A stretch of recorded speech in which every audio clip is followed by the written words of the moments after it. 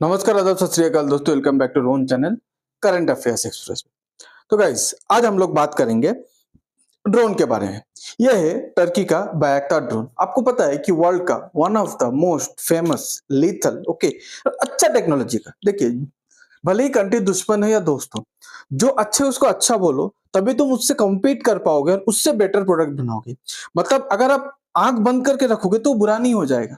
तो इसीलिए आप ये मत सोचना कि अरे टर्की का चीज है, कैसे आप अच्छा बोल दे, हो तो हमारा दुश्मन है। ऐसा नहीं, अच्छा है, अच्छा है, हम लोग उससे और भी अच्छा बनाने। ओके, तो इस ड्रोन के बारे में बात करेंगे जो टर्की प्रोबेबली पाकिस्तान को देगा, बहुत ही जल्द देगा। Okay okay, Turkish combat drone downs airborne target in the global first. देखिए, टर्की ड्रोन टेक्नोलॉजी पे आज के डेट पे इतना आगे चले गए ना। अमेरिका के पास ड्रोन वगैरह देखिए, उसमें मिसाइल लगा रहता है। ओके, अब वो मिसाइल क्या करता है, ग्राउंड का टारगेट को हिट करते उड़ते उड़ते। अब मान लो आप आसमान पे हो, ठीक है, ड्रोन उड़ रहा है, उसमें जो मिसाइल लगा है वो missile air to air mark कर रहे हैं, मतलब जो एक फाइटर जेट को टारगेट कर रहे हैं। तो आप सोचो, मतलब ये कितना पोटेंशियल है, कितना लीथल होगा। क्योंकि जनरली एक फाइटर जेट को मारने के लिए दो चीज हम लोग यूज करते हैं, एक तो हवा पे फाइटर जेट उड़ाएंगे और वो उसको मिसाइल लॉक करके मारेगा, नहीं तो ग्राउंड से हम लोग सैम छोड़ेंगे। सैम मतलब सरफेस टू एयर मिसाइल छोड़ेंगे। बट सामने एक ड्रोन है जो आपको लॉक किया, और मान लीजिए आपका टारगेट हिट हो गया, आपका फाइटर जेट इतना करोड़ों का महंगा फाइटर जेट गिर जाएगा। ओके, उसके बाद Turkey help Pakistan attack India. Turkey ने पाकिस्तान को, मतलब टर्की का जो मतलब एकदम सस्ता तो नहीं बोलूंगा, लो लेवल का, क्वालिटी अच्छा है, लो लेवल का ड्रोन दिया था पाकिस्तान को ऑपरेशन सिंदूर के टाइम पे, और उसी से पाकिस्तान हम लोग के ऊपर अटैक करा था। इंडियन आर्मी उसको सक्सेसफुली टेक डाउन किया था, मार के गिराया था। बट आज के डेट पे बात यह आता है कि अगर टर्की अपने एडवांस ड्रोन जो अभी तक पाकिस्तान को दिया नहीं है, अगर देने लगे तो तब क्या होगा। और टर्की का वो ड्रोन ईरान भी यूज किया है। ओके, आप ऐसे सुनिएगा। उसके बाद यूक्रेन भी यूज किया है सक्सेसफुली, और अजरबैजान भी यूज किया है successfully against Russian weapon deployed in Armenia. Okay, तो ये है टर्की का मतलब जो ड्रोन है, जिसको यूसीएवी भी बोल सकते हो। तो उसका हम लोग फुटेज देखते हैं। देखिए गाइस, मैं जो आपको स्टोरी बता रहा था, सुनिए इधर, ये वीडियो देखते हैं। मान लीजिए आपका फाइटर जेट है, वो हवा पे उड़ रहा है और एक ड्रोन उड़ाया दुश्मन कंट्री, और वो आपके फाइटर जेट को लॉक करके मिसाइल लगा। दो सिनेरियो होगा, इधर तो वो मिसाइल आपको हिट करेगा, नहीं तो आप वो ड्रोन को मार गिराएंगे। तो हम लोग दोनों सिचुएशन के बारे में बात करते हैं। जब अगर वो आपको हिट करेगा तो आपका करोड़ों का फाइटर जेट लॉस हो गया, ऊपर से फाइटर पायलट एक जान का भी लॉस हुआ, माल का भी लॉस हुआ। अब बोलिए, अगर मैं मार दिया, आप मार देंगे तो क्या होगा। ड्रोन सस्ता आता है तो एक ड्रोन टूट गया, सस्ता चीज को आप गिरा दिए। ऊपर से वो ड्रोन पे कोई पायलट बैठा नहीं था, नीचे से ग्राउंड से कोई एक पायलट उसको कंट्रोल कर रहा था। तो ना माल का तो नुकसान हुआ ही, बट उतना महंगा नहीं है, ठीक है, ऊपर से जान का नुकसान नहीं हुआ। यह है सबसे बड़ा एडवांटेज ड्रोन के साथ वॉरफेयर टेक्नोलॉजी। आप बोलेंगे कि टर्की इतना आगे कैसे बढ़ गए, टर्की के पास इतना टेक्नोलॉजी कैसे आ गया, आप शायद सोचेंगे। ठीक है, टर्की क्या क्या पता है, टेक्नोलॉजी मेन तो यूरोप के पास, जर्मन के पास, फ्रांस के पास, ओके, अमेरिका के पास। अब टर्की ने ज्वाइन किया नाटो ग्रुप। अब नाटो की एक खासियत है, वो अपने मेंबर के साथ अपना टेक्नोलॉजी वगैरह शेयर करते हैं। अपना सुपीरियर प्रोडक्ट भले ही दूसरे कंट्री को नहीं बेचेगा, पर अपने मेंबर कंट्री को जनरली बेचता है। ओके, ये एक है। अभी अब एक बात सोचिए, तो टर्की वो सब टेक्नोलॉजी को अच्छे से एक्सेस किया, अमेरिका का, यूरोप का, मतलब फ्रांस का, जर्मनी का, एक्सेस करके अपना टेक्नोलॉजी को इतना एडवांस कर लिया। ओके, अब देखिए, बाइकर रिपोर्टेडली, बाइकर मतलब जो बायक्टार ड्रोन बनाता है, reportedly in talks to set up drone production plant in Pakistan. ये सबसे बड़ी खतरे की घंटी है कि पाकिस्तान को अगर ऐसा ड्रोन हाथ पे लग जाए, और पाकिस्तान अगर हम लोग को टारगेट करे, हम लोग अगर उसका ड्रोन मार भी गिराए, तो पाकिस्तान ऐसे भिखारी है, उसके पास ज्यादा पैसा नहीं है फाइटर जेट खरीदने का। तो अगर हम लोग उसका 10 ड्रोन मार के गिराए तो ज्यादा पैसे का लॉस नहीं होगा, और पाकिस्तान का पायलट का भी कुछ नहीं हुआ, क्योंकि ड्रोन पे पायलट नहीं रहता। बट अगर वही ड्रोन का एक मिसाइल गलती से भी इंडिया का फाइटर जेट पे हिट कर जाए, तो आप सोचिए कितना करोड़ों का फाइटर जेट आते हैं, वो लॉस होगा। ऊपर से दूसरा नया फाइटर जेट बनाने पे टाइम लगेगा।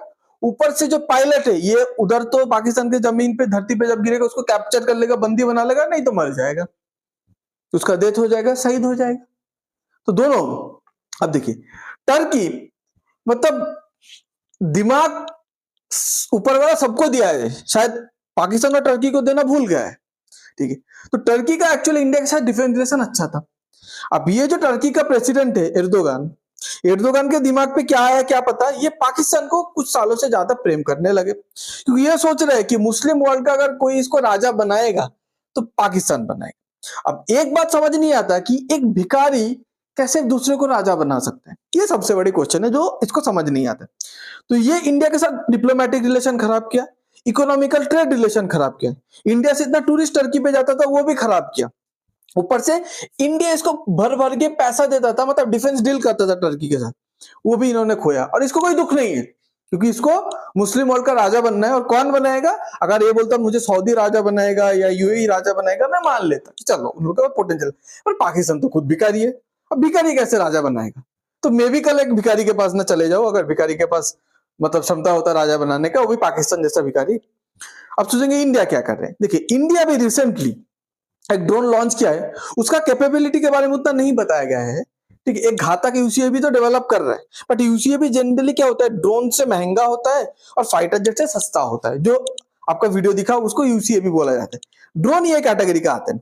ये ड्रोन का नाम है काल भैरव, इसको पूरे वर्ल्ड पे सेकंड प्लेस मिला है काल भैरव को। अब इसका ग्राउंड रियलिटी उतना अभी डिटेल्स नहीं आया, शायद बहुत ही कैपेबल होगा पर उतना डिटेल्स नहीं। इसका ये जो मिसाइल है, ये मिसाइल जनरली डिजाइन किया गया है कि ग्राउंड टारगेट को अटैक करने के लिए, मतलब हवा पे चल रहा है, नीचे कोई जमीन पे एक मिलिट्री बेस या कुछ तो है, उसको टारगेट किया। बट अगर इसके सामने एक फाइटर जेट आ जाए तो शायद ये मिसाइल कैपेबल नहीं, तो इंडिया को इसके पीछे काम करना पड़ेगा। अब इस कदम पे इंडिया तो एक अपना ड्रोन सिस्टम डेवलप कर रहा है। उसके बाद Israel to make high tech weapons in India, it's plan against Pakistan and Turkey explain. अब इजराइल आज के डेट पे सामने आया है, सामने आके इजराइल ने मतलब प्रस्ताव रखा है कि हम लोग इंडिया के साथ हाई टेक्नोलॉजी वाला वेपन बनाएंगे। अब आप बोलेंगे कैसे। देखिए इजराइल एक ऐसा कंट्री है ना जो आज के डेट पे मतलब इंडिया के साथ उतना डिफेंस डील नहीं कर रहा, बट एक टाइम था जब इजराइल और इंडिया बहुत बड़े मतलब बहुत ही सुपीरियर टेक्नोलॉजी का डिफेंस प्रोडक्ट एक साथ डेवलप किया। ये बैराक 8 है, बैराक 8 जनरली एक मिसाइल सिस्टम है, सैम में है ये।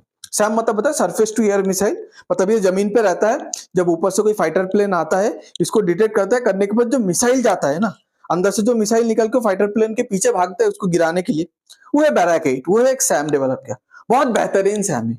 ये सरफेस टू एयर मिसाइल है और ये शिप से भी लॉन्च हो सकता है, ठीक है। तो कहीं ना कहीं बीच में इजराइल और इंडिया के जो डिफेंस डेवलपमेंट रिलेशन थोड़ा बहुत ठंडा पड़ गया था।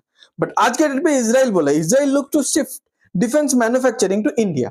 अब इजराइल बोला कि हम लोग जो भी डिफेंस मैन्युफैक्चरिंग करेंगे वो आज हम लोग इंडिया पे करेंगे। ओके, हम लोग का अपना जो बायलैटरल टाइज है, सिर्फ बायर और सेलर, मतलब मैं खरीदना आया तुम मुझे बेचोगे, ओके, और मैं बेचूंगा तुम खरीदोगे, ये रिलेशन से थोड़ा आगे जाएंगे, एक साथ बनाएंगे, एक साथ इन्वेंट करेंगे, एक साथ डेवलप करेंगे, एक साथ मैन्युफैक्चर करेंगे। ओके, अब क्योंकि इजराइल का आज के डेट पे इजराइल का टारगेट ये दोनों कंट्री है, ठीक है, पाकिस्तान और टर्की, और इंडिया के लिए भी ये तो सरदर्द है आज के डेट पे, तो दोनों का कॉमन एनिमी है, that is the first thing. Second thing क्या है गाइस, मैं आपको बताता हूं कि ये जो इजराइल और हमास के बीच जो प्रॉब्लम चल रहा है ना, उसमें हमास भर भर के ड्रोन लॉन्च किया है, और ये ड्रोन हमास को टर्की से भी मिला है, ईरान से भी मिला है, टर्की से ईरान आया, ईरान से हमास के पास आया, या डायरेक्ट टर्की से हमास के पास है। तो इजराइल भी ये ड्रोन थ्रेट को अच्छे से समझता है कि ये कितना चीप थ्रेट है, मतलब अगर आप 1000 भी छोड़ दोगे तो उतना पैसा नहीं लगेगा, और 1000 में से अगर एक भी टारगेट पे आप 900 मतलब 999 गिरा दो ड्रोन, एक अगर टारगेट पे लग गया तो पैसा वसूल हो जाता है। तो इसीलिए इजराइल चाहता है इंडिया के साथ बैठ के एक साथ हम लोग डेवलप करें। अब इजराइल को कम मत समझिएगा, इजराइल आज के डेट पे अमेरिका का सबसे क्लोज पार्टनर है, ठीक है, यूरोप इंडिया जो भी कंट्री आप ले लो क्लोज पार्टनर है। अमेरिका का बहुत सारा टेक्नोलॉजी का एक्सेस है इजराइल के पास। इजराइल अमेरिका का वेपन यूज करता है, मैन्युफैक्चर करता है, ज्वाइंटली प्रोड्यूस करता है, ज्वाइंटली डेवलप करता है, ज्वाइंटली रिसर्च करता है। तो इजराइल का इनपुट इंडियन डिफेंस मैन्युफैक्चरिंग पे, इंडियन डिफेंस सेक्टर पे बहुत कारगर साबित होगा। ये एक विन विन डील है। तो आपको अगर ये वीडियो अच्छा लगता है तो प्लीज लाइक शेयर सब्सक्राइब। आप पूरे इंसिडेंट के बारे में क्या सोचते हैं प्लीज कमेंट में बताइए। Thanks for being here, your time really matters, God bless you. Guys एक टारगेट रखा हूं कि दिसंबर एंड तक 500 सब्सक्राइबर करूंगा, तो उस पर थोड़ा सा हेल्प कर दीजिएगा, ज्यादा बाकी नहीं है, 417 पे चल रहा हूं, मानता हूं छोटा चैनल है, हेल्प कीजिए ग्रो करने। Thank you.